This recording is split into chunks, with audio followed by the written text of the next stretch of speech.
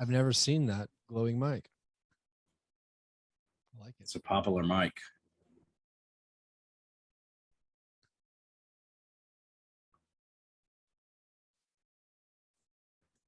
All right, come on. Rock and roll. I can change my best also if that's better. Oh no, I'll throw it to you and just do whatever you want. And then I'll Okay. Do something.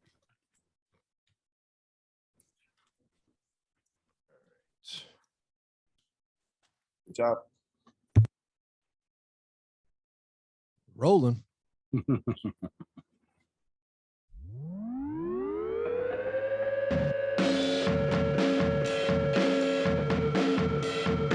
All right.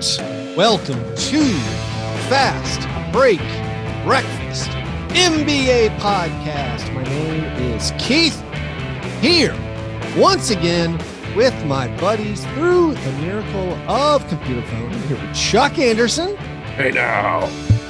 With John Burr. Aloha, gentlemen. Aloha. I liked doing, I've never done this before, John, your name, that Burr. It's fun to say. Oh, yeah. I mean, I have a pretty good last name, pretty gotta- average subpar first name. Brr. Completely demented middle name. First name, 0 wins over replacement. It is replacement, but the last name is excellent. It's great. Do I get points or lose points for not having the H? You know, Well, I'm not that interested. I'm an H. In Yeah. So my spellings. my name is actually John, but Right. it was so boring that you first gave me another one. Yeah. So today, I don't know. This is the first time you guys have. So I just woke up. Like, Yeah. Right. I quit my job on Friday. You have a wake up voice. I love it. I got Kick it from the my dome. wake up voice. I have my son this week. He just handed me a pile of pills. This is what I take in the morning. Jeez. All right, If I- Grandma. If I Yeah, don't take, I'm gonna this get you one of many- those daily pill boxes. So Chuck just showed us Oh, a do you mean- handful. do you mean of, this one? like 14 pills in his hand. So this is what I'm going to take so my day doesn't go upside down. And I'm not sure if any of this works, but I do have a correlation. Whenever I don't take these pills, I'm a mess. Yeah. But I don't know if I'm a mess is the VA just giving you placebo pills? Man, some of them are from the VA. Agent Orange pills. Some of them are from the VA. But yeah, here we go. Well, Chuck, you've got your breakfast working right now.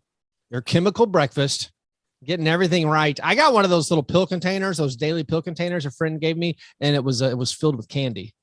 It was just filled with candy. Like here's your weekly candy. That's a friend who knows you. Regimen. It's a great friend. Shout out longtime listener Michael Eads. Oh, yeah. Eats. So Chuck, you quit your job. Congratulations. I have looked at employment my entire life in the wrong manner, where I just get excited when other people are not working. So Great. proud of you, man. Well, Yeah, thank you. you've been pretty elated over Chuck's decision to not work. It's true.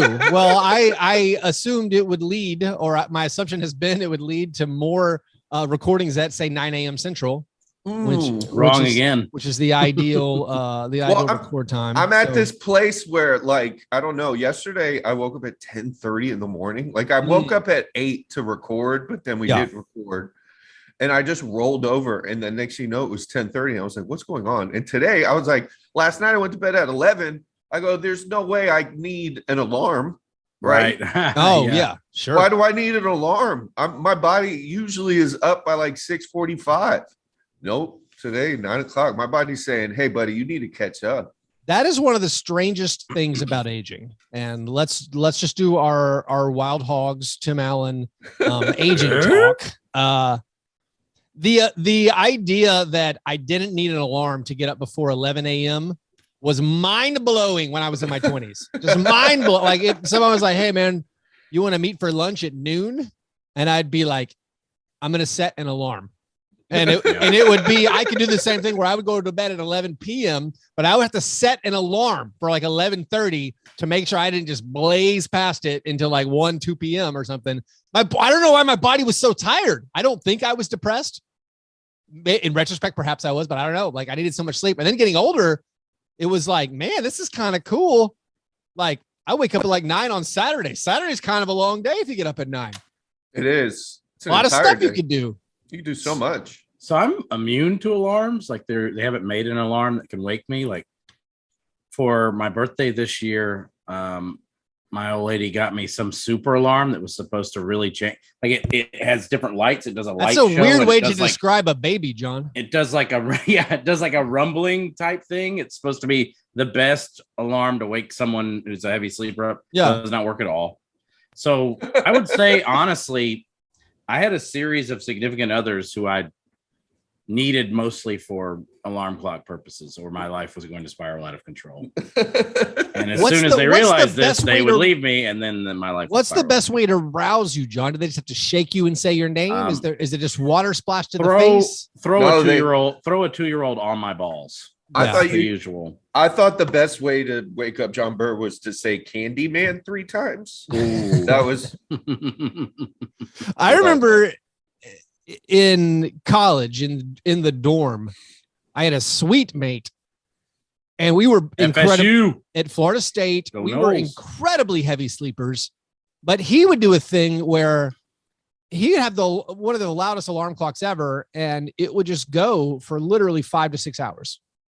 And it was just like, but I could sleep through it usually. I would wake up at like noon or 1 and be like, man, his alarm's been going for a long time. I would like come back at 4 p.m. He's still laying there.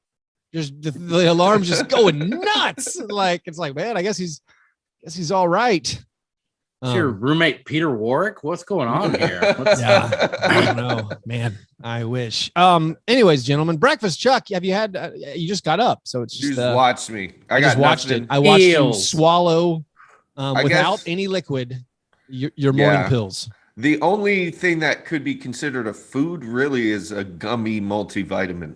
So what's manlier, swallowing pills without any liquid or chewing pills? Chewing pills that aren't meant to be chewed. Yeah. I think it's that one. I think it's chewing. That's like a non-chewable pills. Shane Black movie trope that I miss the most. Well, we need to get a pharmacist to answer. Isn't chewing a pill that's not supposed to be chewed, isn't that bad? It's supposed to dissolve in your stomach and then disperse. But see, if it disperses manly in your mouth, it's not quite right. If you're that manly and you're getting too old for this, you've got to chew it to get around the time release to get the drugs into your system faster. Right. That makes it goes from extended release to immediate release. Yeah. Yeah. John, what was your breakfast? Too early, man. We're too early. You couldn't even make something up? No, sorry. I'm going to after this. I have to go to a meeting in less than about an hour. That is a breakfast meeting though. So we're going to Snooze. It's a new place in East Nashville. It's really good. Never heard of it. Like every restaurant in Nashville. Guess what I'm talking about for breakfast. Oh. Now I'll talk about Snooze. I did have chili verde eggs Benedict. Really good. No, I had a breakfast pot pie. Tell me more. Right. Intrigued. So they do basically, so it isn't like a pot pie like you would imagine, like in a pot. It's basically phyllo dough with a hole in the middle that they put sausage, gravy, oh God, like some vegetables, like light vegetables, and then on top of the phyllo dough that has a hole cut in the middle, they lay a soft like a over easy egg. So it's like they inflated a croissant. Is that what I'm thinking about? Yes, but it's super light. So you're eating pie crust. It feels, but it's not really. But where did you get this?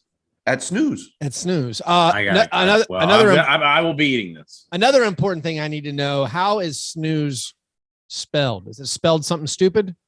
There's a Q in it. No, okay. It's like the button. Oh, it's just spelled Snooze. I feel like every time we get a restaurant and it's named after a word, it turns out there's a twist. It's like SNU with a weird line over the UZ or something. I've never seen this before, but Snooze existed, and the other restaurant across the street, which sorry, Chuck, I know you were a fan. Shep's just was like, okay, we quit. We're moving. We're out. We're gone. Yeah. Like Snooze came to town and they were like, we cannot compete with this. We are out of business, changing neighborhoods. So that was kind of strange. That was like I don't know what the NBA equivalent would that be for. Like, I don't know. All right. a team moves to California and the Kings are just like, well, I guess that's it for us. I think it might be the Thunder looking at the landscape of the league and be like, nah, we're out. We'll check back in a couple years. Yeah. I've now found this snooze restaurant online. It's the design of the store kind of bold, kind of loud. Look, it's perfect for me though, because it has this huge patio that everyone is fighting for seats for desperately. Yeah. And all I ever want is to sit in a location that somewhat resembles the Neil Macaulay, Al Pacino, Robert De Niro scene in Heat. So all I want is like corner booths, like diner booths. I want to feel like James Caan and Thief. So they're like, every time I get there, like they're like, the wait for outside is like 20 to 45 minutes. I'm like, no, I want the worst booth you got. Yes. I want an uncleaned, terrible booth. They have great like mid-century like decoration on the inside. It feels like an old-timey diner. The only thing that's kind of like, the only thing that kind of sucks is I can't like order like pie with cheese on it at 3 a.m. or something. It's like, kind of a bougie. So this place needs to, I mean, we've now given a solid 5 minutes. We need to figure out, I mean, what kind of sponsorship. We got to get a sponsorship. A little Nashville breakfast eatery. Well, my breakfast, since you guys dropped the ball, I had black coffee and orange juice, not together, separately. Whoa. That's about it. I was about to say. I realized if I make my coffee and then I also pour myself a glass of orange juice, it makes me feel incredibly wealthy. Like that to me feels like a peak of luxury. I don't know if other people have this sensation. Healthy? Wealthy. Wealthy. For some reason, it's like, oh, I'm having coffee and orange juice. I must be at like a $20 brunch. Like this must be an expensive brunch I'm having. And it's the cheapest, most basic thing. I don't know if that's like a treat yourself type thing for me, where I'm like, I feel like this is the lap of luxury, having both of these things. And I don't know why, where I could just do this all the time. I think the two things that make me feel the richest, having black coffee and orange juice, and spending $50 a year on socks. Just buying too many socks and never once wearing a sock that's any amount worn out. Like that those are the cheapest little life hacks for me that make me feel like I feel like $1 million.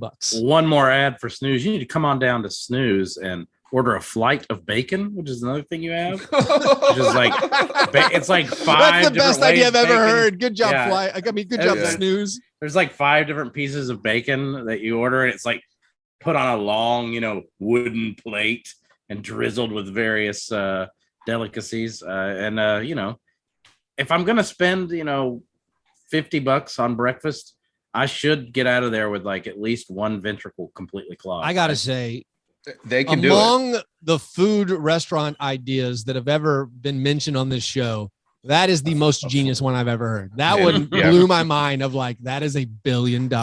Yeah, you should. How do you go to a restaurant and not order the flight of bacon? If that's I've been to Snooze 3 times. I've ordered the flight of bacon all 3 times. I didn't even know it was there. You could build like that. Seems like the first business idea. Model. Like that's the first idea. All right, you're sitting around with your friends. All right, I want to have a flight of bacon. Okay, we'll get investors. Honestly, I feel prepared to step up and compete with these guys. And what if we just opened a store called Bacon Flight? Yeah, and just let people know. Let people know when pigs fly. Yeah, I like that one. That's incredible. Anyways, those were our breakfasts. I hate my job. After our breakfast, we move to our breakfast in bed apology. This is our chance to make right what we might have gotten wrong on a previous episode. It's frequently the first time we talk about basketball. Does anyone have anything that they would like to apologize for? John, what's your apology? I guess I'll apologize because I haven't really started watching the finals yet because I decided that series don't begin until both teams lose at home. So I like that. I'm not going to be tuning in until both teams have lost at home. You've had 7 days to watch these 2 games. I mean, it's been the most luxurious, slow rollout release. I've watched these games. Have you ever watched the condensed games? Oh yeah. Brilliant. I've watched the condensed versions. Feels bad to miss them live, but life has gotten in the way and I've just had to do the early morning condensed games, which it really takes the atmosphere out of it. Mhm. You don't get that slow build, that like simmering royal, boiling point from the crowd when you're just watching the condensed game. You also don't get the incredible replay reviews. You're missing out. Yes. On And the replay has it been reviews. rough? They are gone. Yeah. It hadn't been. I mean, the biggest one from game 2 was the should Draymond get thrown out over a technicality where yes, yeah, and he was not, which is good. Everyone, I feel like I'm constantly getting berated for defending officials, and then in these moments, everyone turns into the excuse me, officer, that guy right there, he needs to be thrown out. Like that, like everyone's like, this technicality, we should definitely have an automatic double technical called here, and then Draymond should be tossed. But that, I feel like that might have been the main color missing from watching a condensed replay. Also, I guess the rolling ball of butcher blades that is the Warriors' third quarter. How did that translate? Did that translate in the condensed version? I think it translates more extremely in the condensed version because it's just like shots from half court in sequence. It's just like, oh no, yeah, it's pretty insane. I mean, the condensed version of the Celtics fourth quarter is one of the most hilarious things you will ever see because it's just Derek White and Al Horford punting the ball directly into the hoop, seemingly. But I will finally, I think, get to watch a game live, and I will be with you all in spirit at last. Oh, and yeah, and speaking of watching a game live on Wednesday for game 3, going to be doing a playback watch party once again. We did that for game 1. It was a lot of fun. We will start at halftime of game 3, and I'll be there, possibly Jon and Chuck, and plus some other friends, and we will watch the second half of the game together. It was very incredible in game 1 doing that, as we saw Al Horford lose his mind, also Derek White make every shot. Did not carry over for the poor Celtics again in game 2. A little bit of sadness. I'll apologize for something that I did on an episode, I believe last week. I pitched a 5-team trade, and I feel like it was a good 5-team trade. But pitching a 5-team trade with multiple picks and multiple players is a terrible idea for an audio podcast without visual aids. I was live. Can listening. visualize. Even when I went back and edited the show, I tried to cut down on the gaps to make it even more concise and crisp. Oh no! And I just realized this is not something that bad. translates to an audio form, and I should have been more cognizant of that. I don't think it translates to any form. What are you gonna be like, Jim Garrison with a whiteboard? Well, visually, I think it's pretty easy to digest. I mean, first of all, Keith, thank you for realizing your shortcoming. I could feel it in the moment. Chuck. Okay, I could feel it when it was happening. So could I. And I think we should have like a safe word for when we go to bad radio. When it just feels like bad radio, we should have a safe word. This goes back to like one of our first ever, like season 1 or season 2, when we like recapped every trade at the trade deadline. And it was like, I'm very oh my God. But this is so boring. This has gotten so boring. So Chuck, I could see on your face you were super bored, but that's the face you make the entire time we podcast. There's a lot of that. So like I didn't know it was I didn't know it was really, I could feel it like this is kind of going off the rails. It was like Lethal Lottery section of the show where I'm like, this is I hate talking about this. I don't know if anyone likes listening to this. Yeah, I mean maybe I'll pull on my ear. Yeah. So we don't have to stop the recording. But yeah, I felt it too. But I let you cook. When you have passion and you have passion for the trade machine, it's something that you really do. And I hate to extinguish that. I mean, right now it's like glorious trade machine season. No, it is. I mean, we get every day now. We get new like, hey, every team is fighting for Jeremy Grant.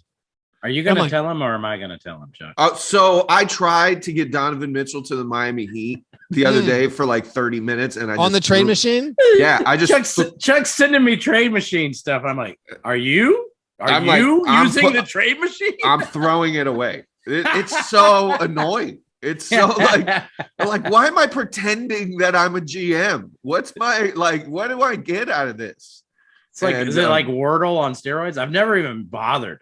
I'm afraid of it because they used to have it in NBA 2K, right? Yeah. Or they have it. You can trade players, So like I remember doing that, and that was fun. And then your team's different. But it's just that exercise. You're just going, I wonder.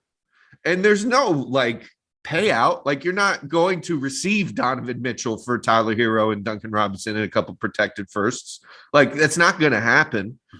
But you feel like it will. I am very interested in the neurobiology of it. Like, I think it falls back into people who are interested about the NBA, which might be the issue. It might be my problem. That might be where the neurons aren't connected. I'm probably not as I like watching the games. Yeah, like that's the big thing. I'm just like, oh, DeAndre Ayton, the Suns aren't going to pay him. Well, let's figure out where he goes, and then it's all just fantasy. It's just fantasy of like, right. The Suns really want Jeremy Grant. Why are the Hawks trading the 16th pick for Jeremy Grant? Why are the Trailblazers trading the 7th pick for Jeremy Grant? And then like now it's the Jazz are all shook up.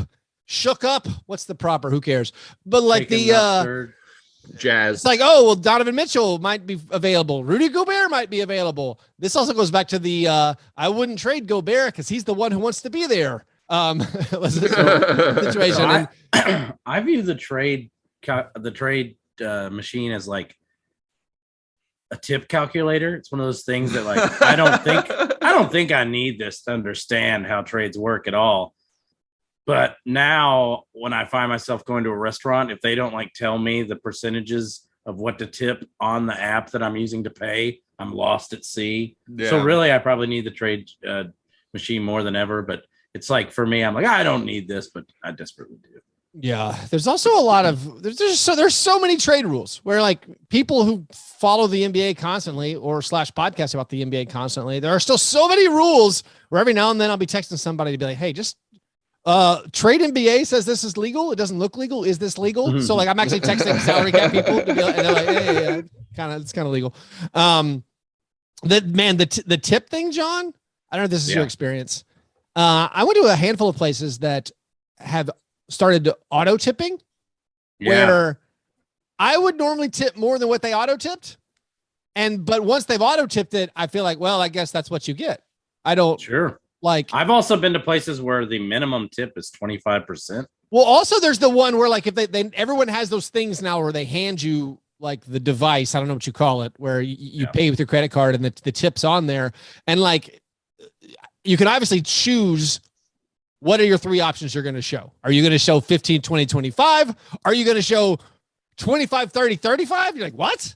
I guess I'm like customizing. So I guess it's I don't know what the algorithm is. Concerned that they can see from what quadrant of the screen my finger is where I'm tipping. So I've started to, and you really should watch the YouTube version of it. I've started to inch my second finger in so that it looks like I'm going in for the 20. But then I'm going bam over to 18. I mean, I think like they don't know. I'm normally a pretty good tipper, but like, if you auto tack it on, it's probably going to hurt you. But also, the options. I also judge the politics of the restaurant. Like if it's only like if it's like 5, 10, 18%, I'm like, damn. This guy voted for Trump. Well, like, is it a thing where if you mark it low, will people is that let them off the hook? Is it like stadium beer pricing where if the beers were $9, would you sell more than if they're $18? And I don't know what that math is. Somebody's figured it out though. That's in honor of Nashville Soccer Club's $18 beers. My neighbor across the street who mows my lawn has figured me out that I never have anything but $20 bills. Yeah. So he's like, I'm like, how much? Yeah, it used to be $20 to mow my lawn. He raised it to 25, and he knows that I'm only going to ever have $20 bills. So now it's $40 to. No, that makes sense. I pay $40. He's got me. By the way, I got my tire patched. Oh no! Oh wow! And I got to say, triggering. Wait, hold on, Keith. A little bit triggering. I'm pulling on my ear. Luke Ridnour. If you don't know, I had a famous incident in Fastbreak Breakfast lore where I went to have my tire repaired, review, and they did not repair my tire. But anyway, I actually had to go get another because Nashville is just all the streets in Nashville are covered in nails because every home is being built. It's just all construction everywhere. So I had to get my tire plugged. And this was a thing where I went to a place and the guy, like kind of fixed it. And like, like I didn't ask up front, like, what does this cost or anything? I'm just like, hey, can you repair this? Like, yeah, just pull into the bay here. I'll fix it up. And then he fixed it. And I was like, how much do I owe you? And he's like, do you have a $20 bill? I was like, I do. And I gave him a $20 bill. And for me, that was an unbelievable deal. Like this is a thing where you go to the doctor, you have no idea what it costs. It's like, you just get a bill for this. I mean, I guess he could have said $40. I would have been like, okay. Like it wasn't like a place I was a customer at. You played yourself. So anyway, I thought that was a fair, also I understand his angle of it. If I give him a $20 bill, that doesn't go in the books. Like it's all, everyone wins here. And so I like that. But yeah, the unit of pay has become, I think, the $20 bill, John. It's the coins in the John Wick universe. Yeah. It used to be good. A $5 used to be wow. Yeah. Now, if you're not giving somebody a 20, who are you? Yeah, I give kids $20 bills. Yeah, that's what goes in kids' birthday. Well, what about tipping a valet like for your car if your car's been parked? Oh, $20. It feels like 20, but like that feels like I'm not trying to be money bags, but also I only have $20 bills. And 10s. Exactly. Yeah. Like right. I was at some place where I like went to the bar. I'm like, can you break a 20? Because I was like, it felt weird to tip Did the $20. They say no? They hooked it up. They probably like, we only have 20s. We only have 20s. All of our cocktails cost multiples of 20. You can get a beer for 20. This bacon flight is 320s. That's great. Chuck, do you have an apology? You got something you need to make right? I woke up 20 minutes ago. Sorry, you guys. I put you guys through like the ringer again. This is kind of my thing where I make everybody worry about me, but I was fine. My kids we look the other way, just like the Miami Heat looked the other way on Kyle Lowry's body mass index. Hey, but I deliver in crunch time, except when I don't. Yeah, you definitely are trying to draw charges. I'm not sure how this analogy is going to keep. It's been a hilarious morning. Like my son is now my personal assistant. Like I'm sitting at this chair and I'm muting my microphone, and he's I'm getting him to get me coffee. He handed me my pills. He might have to he's probably going to come in and substitute for me for a few minutes while this coffee and the pills kind of work. And I have to take a little. I have to go step away for a couple minutes, but it's been a fantastic event. If you're watching this on YouTube, it's been hilarious. Yeah. There's a lot happening in the background of Chuck's Zoom. Anyways, before we get to our steak and eggs best thing, I got to tell you that the Grizzlies are hosting a junior NBA 3-on-3 Juneteenth youth basketball tournament. It's going to occur on Saturday, June 18th. At the MAM Grizzlies Center at just $25 per team. Kids ages 13 and under can compete with their friends while receiving jerseys and other giveaways. The spaces are filling up fast. So visit memgrizyouth.com/Juneteenth3v3 for full details and to sign your team up today. All right, steak and eggs, best thing. What is the best thing you saw in the last week? John, what's your steak and eggs? So for me, I'm just going to bask in the glow of Derek White playing more minutes than Marcus Smart, Derek White having the Derek White game. As important as Marcus Smart has been, it's been nice for me to I've always liked Derek White, even though he does take charges. He takes charges on half-court shots, by the way, which is a crime. Anyway, sorry, go ahead. Incredible. There's some Lowryisms going on here, but which has made me redouble my efforts. But I enjoy it when one of those big trades, like those big swing trades. I like it when they have impact, for better or for worse. So that's my best. It's just I like when a team going for it. You make that investment and it pays off. I'm usually all for teams making these investments. Sometimes it doesn't pan out, like in the case of the Jazz. The Jazz made a lot of kind of investments for their team. Mike Conley was good for him, and then Jordan Clarkson was good for him. But then now they're at the end of the rope. It kind of leads me to my best thing. My best thing is Quinn Snyder. He's stepping down from the Jazz coach, and now he's free to pursue his Carmex addiction. Yeah, and I just think that he's freed up some time. And so I'm happy for him. He can just focus on applying the Carmex. Feels like the last act of Goodfellas, folks. He's jumped into the fire. He's looking around for black helicopters. No, I mean, I love the trades, and we got the trades right now, and we're about to have teams like the Pelicans. As I look at their offseason, them just getting CJ McCollum, it's just such a big win. Like, I know it worked out where they didn't have to send that pick this year. That was going to be like a lottery pick, but just getting good players is fun. And so like, that's part of like, I'm excited about like the Trailblazers right now, the Kings right now with their draft picks. They're going to do something silly. Like they're going to do something silly. Trade down or something. Yeah. Like and try to trade and get help. But like, if they trade with the Pacers again, I think we need to stage a walkout. The one thing I want to see, if like the Suns are like, listen, we don't want to sign DeAndre Ayton. I do want to see one of these teams with cap space. And it could be even like, it could be the Blazers. Like, would they choose Ayton over Nurkic or work out something? Maybe it doesn't make a ton of sense, but like the Pistons. If the Kings trade for Malcolm Brogdon, don't you think that the Pacers would have just given them Malcolm Brogdon? I am so excited about the Kings being like, we need to make a win now trade. Is there any way we can get like Buddy Hield back? Like I don't understand. Looking at the Kings roster, it's like, who is this win now veteran that you trade the 4th pick for? I can't even think of a single player. Like, I mean, I assume they're calling Dylan Brooks. Calling Donovan Mitchell, they're calling Dylan Brooks. I don't know, but like if you're a team like the Pistons and you could give DeAndre Ayton a max contract, I am all about it. Like get a good player, add a good player to your team. Having good players, that is an asset. Like having DeAndre Ayton on a max, you figure out what you want to do later. If apparently any of these things are true about teams willing to give up good assets for Jeremy Grant, who like has to get paid. He's on an expiring deal. It isn't proven whether or not he can be like a top 3 player on a playoff team. Just getting good players. Might be proven. Yeah, just getting good players is a form of asset accumulation. Like I know that the Thunder would never do it because they want to roster all bad players and be bad again. But like they literally, if they could give Ayton a full max, and it turns out the Suns didn't match that, you have DeAndre Ayton. That's good. But I know they would never do it. And I'm in the minority there. Chuck, what's you got a best thing? What's the best thing you saw? My best thing is good basketball. It seems like 3 out of 4 quarters of both the games in the finals have been fun. And then 1 quarter has been an absolute like murder. One team has murdered the other team.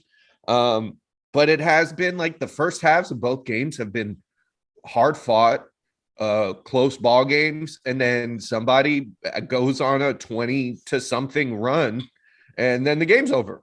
But at least it isn't the first quarter where somebody goes on a 20 to something run. And then I'm checked out and spoiler alert, John, by the way, in case you haven't watched, that's how like the first halves have been great. And nobody, and I didn't expect for a series to be, super hot or blowouts galore, but we had some really good quarters. Well, also, I mean, that game 1 where we did the playback together, Chuck, like the 4th quarter was awesome. I mean, it was a 20-0 run. I like it when the 20-0 runs coincide with the end of the game. Like, it was just an avalanche and it's over. Like that was a whirlwind. Honestly, like you talk about the good quarters of basketball, maybe my good thing, non-Quinn Snyder jokes, is just like watching Steph Curry be the best player on the court is awesim. Like I could have apologized just to him. He annihilated the Celtics in game 2. He was great in game 1 too, but like him cooking, being the guy that no one can stop. This Celtics cooking with Aisha, baby. He's back. This vaunted Celtics defense and it being carved up by Steph, and then also Steph locking up some dudes. Like he kind of locked up Jason Tatum a couple times. An impressive games from Steph so far. I mean, you can forget with Steph Curry's, putt golf game show and Subway commercials and enterprise car commercials. He's in 50.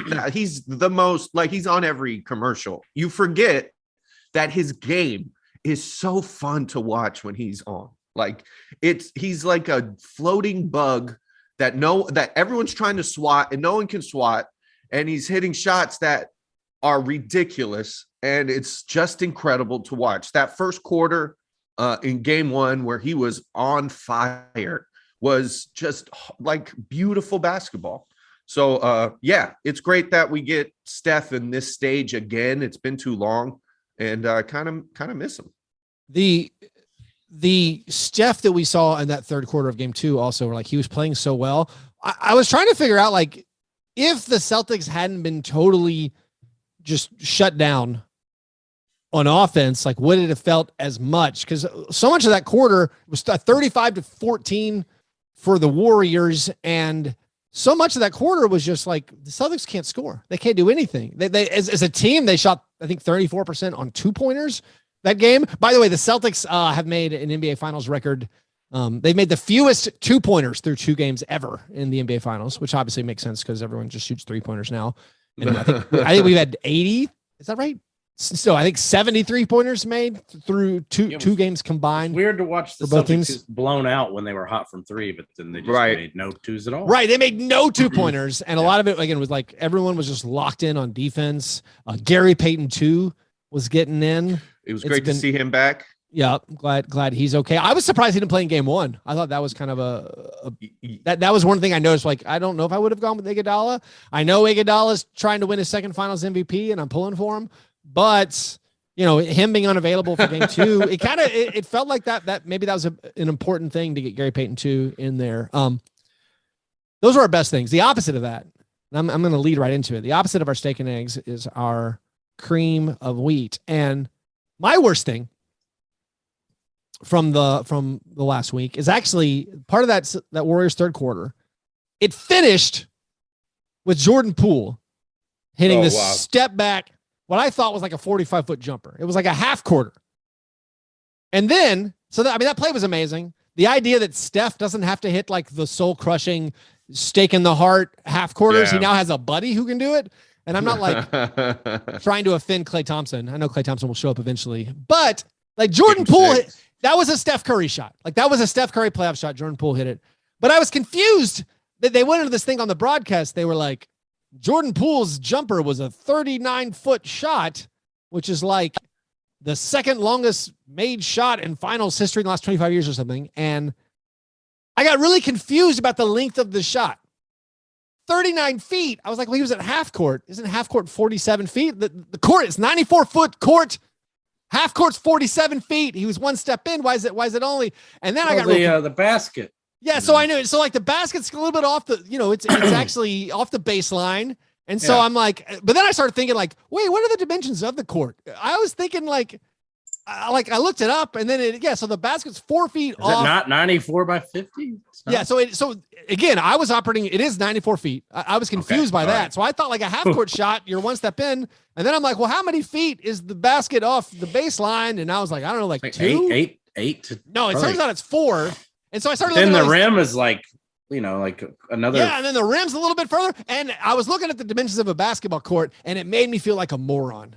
I was like, oh, the free throw line isn't actually 15 feet off the baseline. It's 15 feet from the rim. That obviously makes sense. And so despite the fact that the half court is 47 feet from the baseline, okay, so the rim is 4 feet off the baseline. Jordan Luke Ridnour. Ridnour, guys. Ridnour. It just made me feel like an idiot. That's all. That was my worst thing. Looking at that thing being like, why is that 39 feet? It feels like it's a 45-foot shot. And I guess they're right. This would have been hard to describe with an infographic. So What's your worst thing? Chuck, what's your worst thing? Draymond was right. So after game 1, he's basically looks at the box score, says Derek White, Al Horford shot what? Okay, we're fine. And guess what? Game 2, Derek White and Al Horford didn't show up, and he was also they changed their defense too, because Al Horford was denied those threes in game 2. Like, they did not. They decided, I guess, after a year where I think the Warriors probably played the worst 3-point or the least carrying 3-point defense they ever have. They were like, I guess we should defend these. Yeah, because they didn't. Al Horford was not open. I mean, game one of the finals this year, it felt like there was more open threes in that game than the entire Eastern Conference Finals. It was just like everybody was open, and I know it probably has to do with the teams getting to know each other, and you got to feel the other team out before you can. politeness. That's what it's. You can shoot that. Yes, you may, sir. That's like how the Grizzlies in game 1 against the Warriors just kind of took the game off to feel each other out. They're like, let's play everybody 30 minutes. Let's just play everybody 30 minutes. See what happens. Oh, we lost by 1. That's too bad. That we'll get it back. We'll get it back now that we understand our team. And it's interesting how now we're seeing minutes from players that I didn't think we would see. Bielitsa is getting run. That's crazy to me. That and I'm sure the rotations are going to shrink when the games get super tight, close to the end of the series. But yeah, that's been an interesting part of this. Well, it has been interesting. I feel like the Celtics, they know who they are a little bit more because they have a shorter rotation. I guess that makes a lot of sense. But I do think they maybe need to like unleash your boy, John. Like, doesn't Grant Williams just need even more? Feels like, I don't know. I mean, I think they mic'd him up and he said the wrong things and it's over. I think the Grant Williams mic'd up experiment went so poorly and he was so annoying that it's over. There's no more Vol-nation. That might be, yeah. Well, he is he seems like a dweeb. Oh, he is. He's like, right? Isn't he, John? Isn't he he's like a jazz musician off the court? He's like, he loves playing a saxophone and he's just like, he's like, I don't know. Yeah. Like I think he's kind of hard to be around. That might be like his thing. I mean, but even there's like moments where he was mic'd up in the Eastern Conference Finals where it was like the players on his team must find him just like, it's visible. It's visible. Hey guys, we got this. All you got to do is give it your all. Everything will be great. Good job, everybody. He's essentially Bradley Cooper from Wet Hot American Summer. I was in Knoxville over the weekend, and all the relatives I was running into, they were all watching the finals because they're so excited about Grant Williams. And now he's not getting the run. Oh man, John, what's your worst thing? So I feel like I'm a FBI profiler trying to figure out what cycle the serial killer is killing on. That's how distorted and out of focus I am on when the finals games are occurring. Is there a set number of days? Are we on a lunar cycle? Are there 4 games between games? It's like Easter. It doesn't. When are the games? Is it every 3 to 4 lunar cycles? Like, what's going on here? Like, how many hours am I waiting between games? Is it 72? It's 40 days after the start of Lent. I need the games to be every other day. That's how I like my basketball. Every other day, or at least like 2 days max, right? We can't have. Well, I think they set it up where every time they go East Coast to West Coast travel day, so there's an extra day, and then every time you're in San Francisco, you have an extra podcast day. Where everyone just needs a pod. Like if you're in the West Coast, listen, these guys. Draymond's got to record. Iguodala's got to record. Everyone's got to get their podcast in. So I think that works. So we started. It was 2 days off, 2 days off. Now they play on Wednesday night. We're doing our playback. Then they're in Boston. No one wants to podcast in Boston. So we Wednesday, Friday. Then you got to travel back to the West Coast Monday. And then I think there's a podcast day built in again. Will this series end in the month of June? I mean, maybe. Are we like, why isn't there? And I read somebody complaining about this on the internet. Why, like, there are no Saturday finals games? Like, we could have figured something out, right? Seems like great. The night that we are all like hanging out before we go to the bar, we could watch a game together and like enjoy really high quality basketball. You mean like an afternoon? Like a Saturday early evening? What are we talking about? It feels like it would have been, like a, because I can't watch a game at night and then go out. That's madness. Well, I don't know. Maybe. No, I thought it was funny. They on Sunday night, they're like, let's get an early start, like a 8 o'clock Eastern tip on Sunday nights, kind of like their early start. Yeah. The Thursday night 9 p.m. Eastern, where it actually started like 9:30. That's just that's brutal for people. That's hard. That might have what set off my like sleep schedule to where I slept until 9 o'clock today. Yeah. I don't honestly. I'm sorry. You're losing when the games are, John. But like this luxurious, let's just take 2 days. Like, hey, no reason to get that podcast out the next day. You got a day. You got a day. Take it easy. Just rest. Go catch up on Barry. The three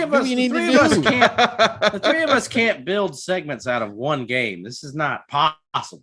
I mean, Well, so I was worried about the We need award other segment of the stuff. program. There's only been Yeah. 2 games in the NBA Right. in like the last 8 days. I was worried about the award segment of the program, but don't worry, the guy stepped up. The guy stepped up for us. They missed some Clay. shots. Before we get to the award 4 for segment 19, I believe. of the program, we have a couple of listener submitted questions. Maybe just one because Just it's one. epic. It's so good. right.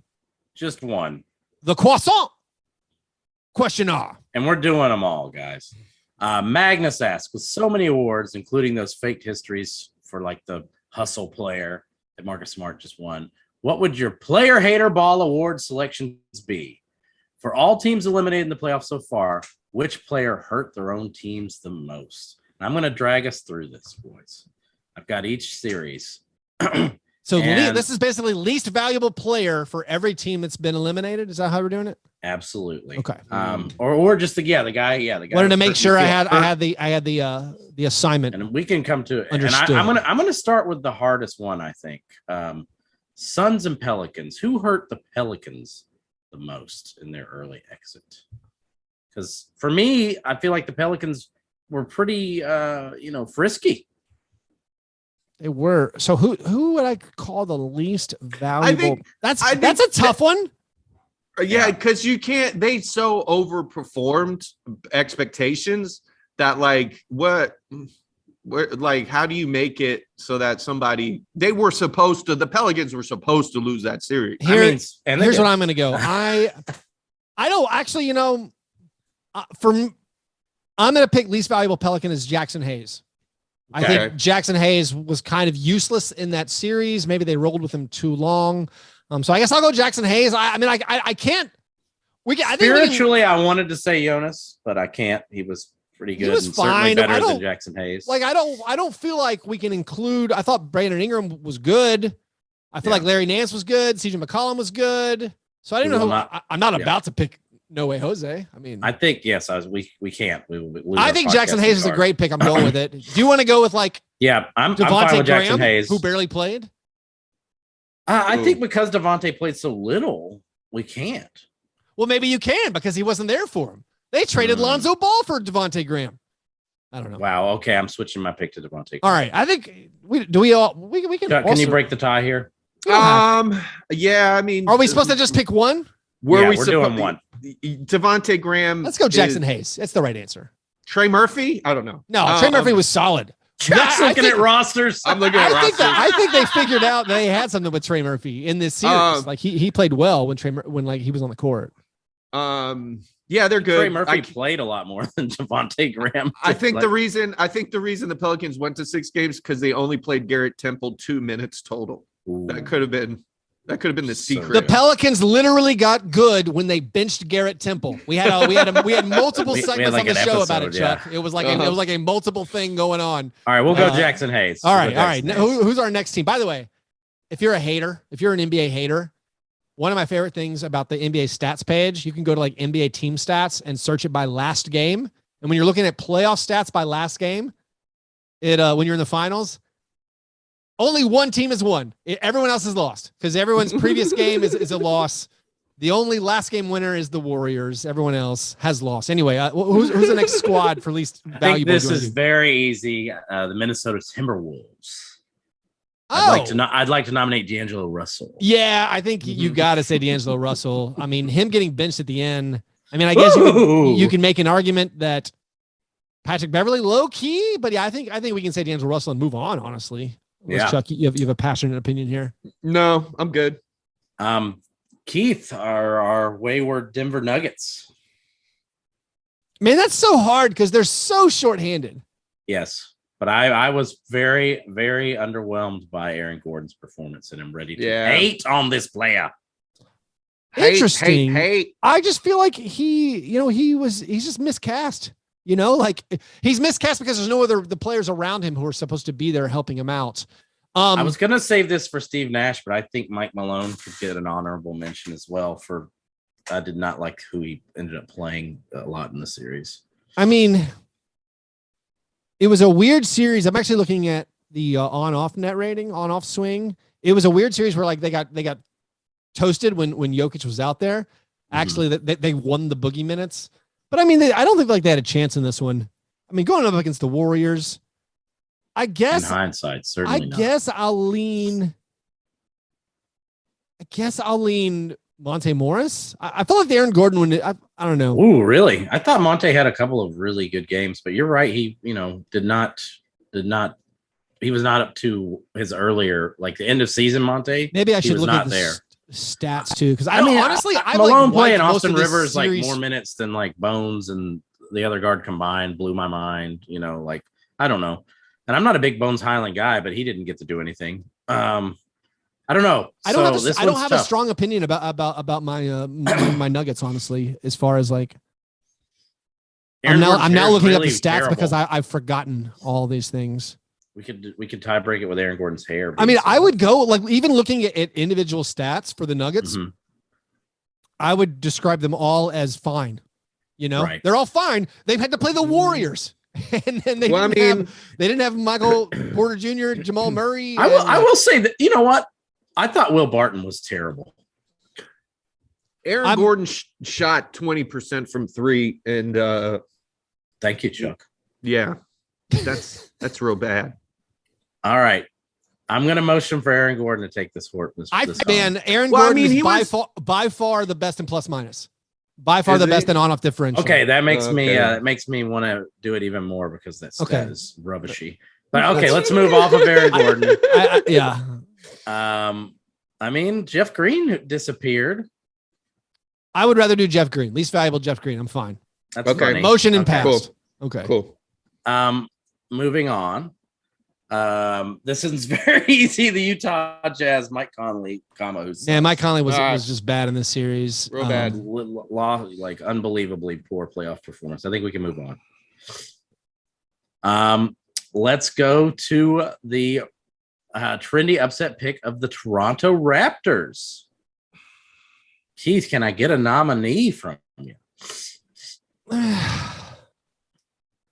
So Van Vliet, I'm refreshing myself. He was hurt, right? He only played four games, I think. I feel like we can that's the thing. Van Vliet and Scotty Barnes both injured, so that's kind of makes it. I think I would probably have to. I mean, it's unfortunate, but I think I would have to go with. It feels weird to do that because if he was available, but I guess I'll nominate Van Vliet.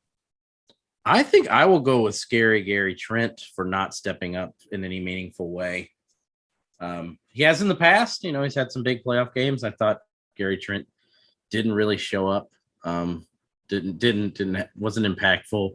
I think you can make some arguments for like some of their bench players, like just doing. I do not remember. I know Thad Young played a bunch. I do not remember him playing. But I think Gary not stepping up is pretty. I mean, both Van Vliet and Gary Trent were 33% on their 3-pointers. That's just tough. I mean, yikes, it's just tough. And they're playing a lot of minutes. I mean, Gary Trent at least was there for all 6 games. Yeah, I feel sad about Van Vliet, but I mean, like, but they would have been worse if he had. I feel like they would have been worse if he didn't play. So it's a weird one. Health is a skill. So maybe I don't feel like there's an easy scapegoat on the Raptors. No, I don't think so either. This gets a lot easier soon. Yeah, I think Gary Trent's the dude. That's fine with me. All right, Bulls, Chicago Bulls. Ugh. I have a nominee. If you guys would, please go ahead. I think Zach LaVine being the 3rd highest scorer on his own team is pretty trashy for a playoff performer, all-star type. Mm-hmm. I will nominate Zach LaVine.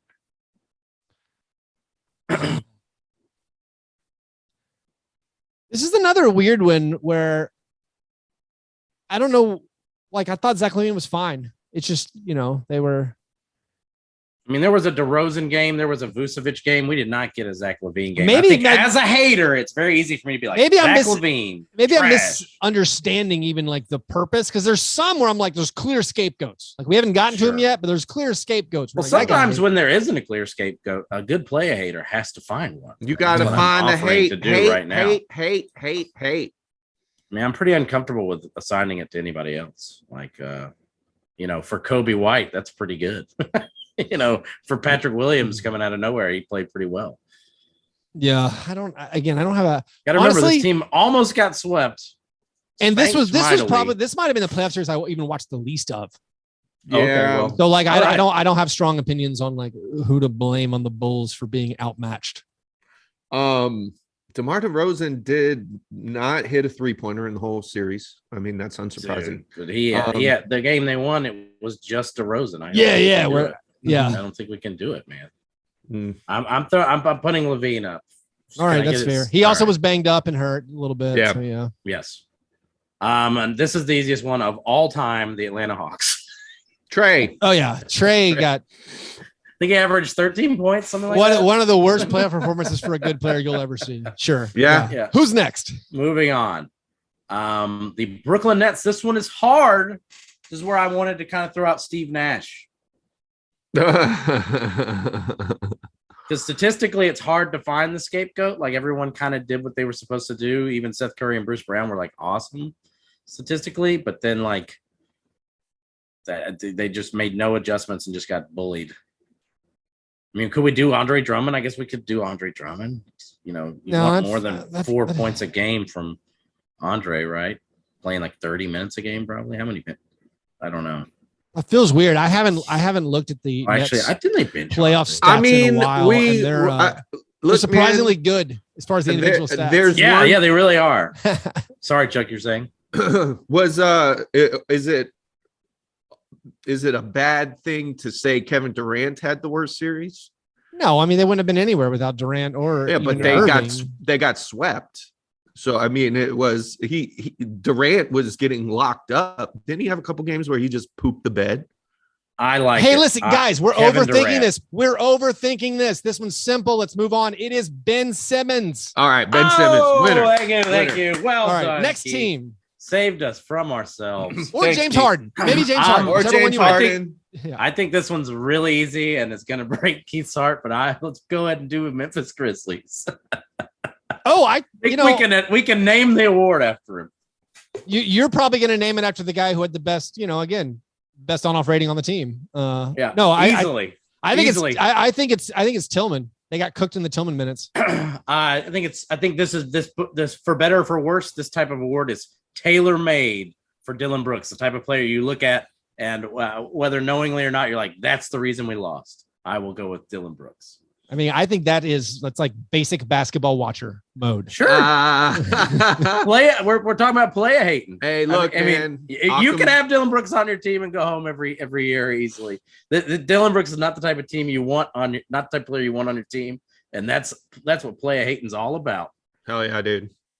But yeah, we lost to Tillman minutes devastatingly. We had like Dillon Brooks had one good game, but the adjustment of going to Tillman, maybe it turned the Timberwolves series, but the Grizzlies got addicted to it. The Grizzlies got cooked whenever they played Tillman or Zaire Williams or John Conchar. Anytime they played one of their not top 8-9 guys, they lost those minutes horribly. And the stats are extremely depressing when you look at how good they were, even in the Warrior series when they just played their top 8 guys. But it's hard, in that series, I don't think Tillman even played 60 minutes in the series we got knocked out on. So it's hard for me Steven Adams was unavailable. Yeah. We didn't go to him until the second half of the series. But it's even hard then, for me to scapegoat Tillman when he wasn't a factor because he got benched, in the final couple games. Yeah. I don't think you can do that. I think, for me, we can go player hater for Dylan blowing. I mean, honestly, we don't want to talk about it, but Tyus Jones was balls in 4 of the 6 games or whatever. He had the one big blowout win, but I think there's a coach aspect here too. I think you could get after the coach a little bit. I feel like coaching is an easy way out. You guys both want to go Dillon Brooks. He absolutely disappeared in a big way in the big game 5 loss. So sure. All right. Didn't disappear. Did he loudly farted blood on the wall. It was insane. I haven't seen anything like it in my entire life. But go on. All right. Now we have the Mavs. Who got the Mavs eliminated? I know he had a couple of good games, but I don't think we saw enough from Spencer Dinwiddie to escape the scapegoatiness. I feel like Dinwiddie and Bullock and Dorian Finney-Smith all kind of jointly share some kind of scapegoatness. I guess we're not. You know what? scapegoating Reggie Doncic. Bullock had that insane game where he made no shots. We got to do it. He had that one, but then he also like was pretty solid in the other games. Yeah. But I think I would lean. I mean, I'm fine with, but I wouldn't have played anybody else besides Bullock. But I do think him and Finney-Smith just both weren't as good as they needed to be. I think this is one where somebody's gotta have it, and it's him. Yep. Like, sorry, we're not blaming this on Doncic, so you're next. No, he ain't getting it. You're the fall guy. This is a really easy one. The Philadelphia 76ers. James Harden moving on. Oh, no. I'd like to go DeAndre Jordan for 500, please, Alex. Oh! Interesting, Keith. Break our tie. No, it's Harden. No, it's Harden for It's the Harden. no-show. It's Harden. Yeah, easy scapegoat for the no-show in the second half. Yeah. I like it game. though. That was a little thrown at Doc. Although, I mean, honestly, Tybal killed them. If we want to get like dude, hipster podcaster nerdy, like Tybal killed them. But wow. That's interesting. I'm switching my vote to Tybal. You could make the argument, if we want to go back to coaches, we could make the argument that Doc Rivers lost that series in the final game against Toronto by playing Embiid way too long in a blowout, being super shook of being beaten up 3-1 again. He played Embiid way too long, broke his face, and that's why they lost. And finally, Keith, to make up for your mayonnaise bath, please select the scapegoat for the Miami Heat. Well, I mean, yeah, it's got to. Is it? I mean, he was injured. He was injured. I mean, I would honestly go Kyle Lowry over Tyler Hero. I don't know. It's Tyler Hero. Kyle, what do you, Chuck? You're the Heat expert. Who do you feel like was hurting you the most? So, like, it's probably Tyler Hero. I mean, it's only played 4 games, but he didn't really play. So, like, but his unavailability is probably, how I could go, well, if we had Tyler Hero, that's more of like is less scapegoat, more built-in excuse.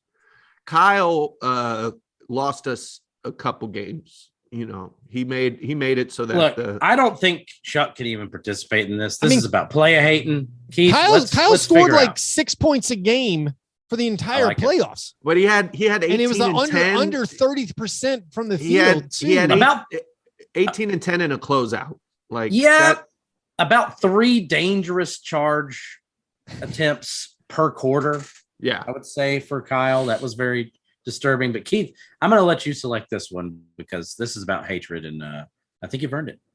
I'm going to give it to Tyler Hero. Killed the team. Unplayable in the playoffs. I mean, he didn't play much. Johnny left the team out. Did I? I'm sorry. The Milwaukee Bucks. Oh, wow. Because I had this one locked and loaded in the chamber. Yeah, go for it. I would like to nominate Grayson Allen for thank you. Averaging. I didn't forget it was the coup de grace. 5 points per game against the Celtics while playing 26 minutes per game. He averaged 5 points per game. I believe he missed 20 of his final 22 3-pointers. Grayson Allen, unplayable in the postseason. He killed. Watching Bucks fans figure it out in one of the great joys of this NBA playoff run. Yeah. All right. Well, that concludes. Thank you, Magnus. That's one of the better ones we've ever had. Great question from Magnus. Also, another question from a listener, Joey Devine, the Roundball Rock. He just posited this on Twitter. Is Darvin Ham the greatest dunker to be an NBA coach ever? I think of modern coaches. He's the only one who's broken a backboard. Shattered a backboard. I think we're honestly considering players I've never seen play basketball before. Like, is it Elgin Baylor or Bill Russell? Mm-hmm. But I don't know. That's I am aware of those players. They're all-time NBA greats. Never seen them dunk.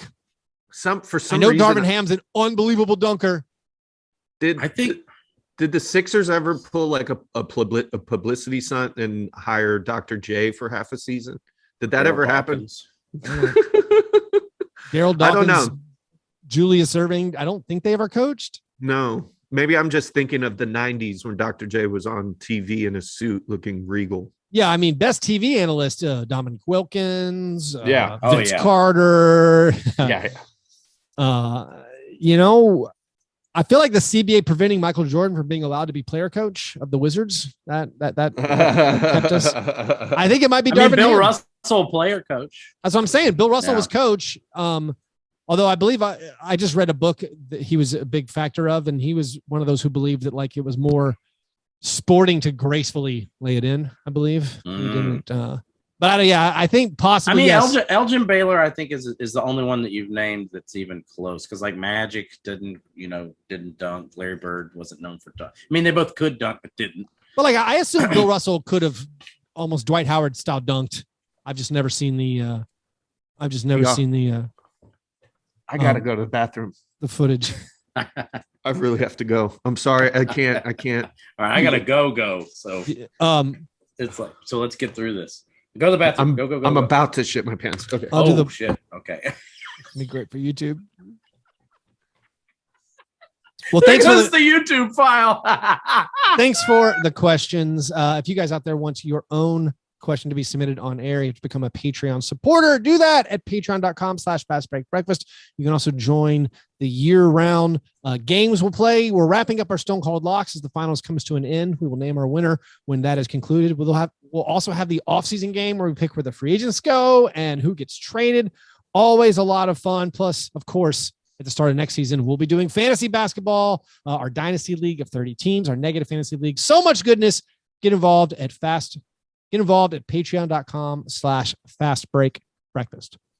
It's now time for the awards segment of the program, the International Stackhouse of Pancakes, given each week to the worst performance in a box score. I was worried, like I said earlier in the show, with 2 games, there wouldn't be enough nominees. Claytheism will provide. We have a couple of honorable mentions. Marcus Smart, 1 for 6, Draymond Green, 2 for 12. But our 3 nominees, as they occurred chronologically through the week, Jason Tatum in game 1 was 3 for 17. He did have 12 points, a career high 13 assists, 5 rebounds, 1 steal, 2 turnovers, 2 personal fouls. In game 2, Klay Thompson was still gunning with the game decided. 4 for 19, 11 points, 3 rebounds, 1 assist, 2 steals, 2 turnovers, 1 personal foul. And also in game 2, Jaylen Brown, who was harassed. This is not in the box score, but he was harassed by Draymond Green. Had a lot of trouble getting to the bucket. He was 5 for 17. He managed 17 points, 6 rebounds, 3 assists, 2 turnovers, and 3 personal fouls. So we have Jason Tatum, 3 for 17, 12 points, but 13 assists. Klay Thompson, 4 for 19, 11 points, 3 rebounds, 1 assist. And Jaylen Brown, 5 for 17, 17 points, 6 rebounds. Who are you guys thinking? I feel like it's the Jason Tatum, the 3 for 17, or Klay Thompson, 4 for 19. I'm a Klay theist on Do this the one. assists? Do you think the assists save Jason Tatum here? Oh yeah, especially since it's like a career high and his passing was amazing. Yeah. I'll go Klay Thompson. How do you feel, Chuck? Yeah. Klay just it was sad to watch. Like he kept chunking shots, and you were just like, I get it. You say sad, I say edifying. Yeah, I mean, like it was just like watching. I don't know. It felt like Jason Tatum and Jaylen Brown. You're just like, oh, this is an off night. Klay, you're like, can he ever play basketball again? I don't know. Feels like he may never be able to play basketball again. So, but that's just me. Yeah, I'm gonna go. Here's where I'm having trouble. I like obviously the Jason Tatum passing. But when you talk about like a historical context of going 3 for 17 Future. in the finals, like Kenyon Martin numbers. Yeah. I mean, yeah. Terrible. 4 for 19 though. I mean, that's horrific. Equally as bad.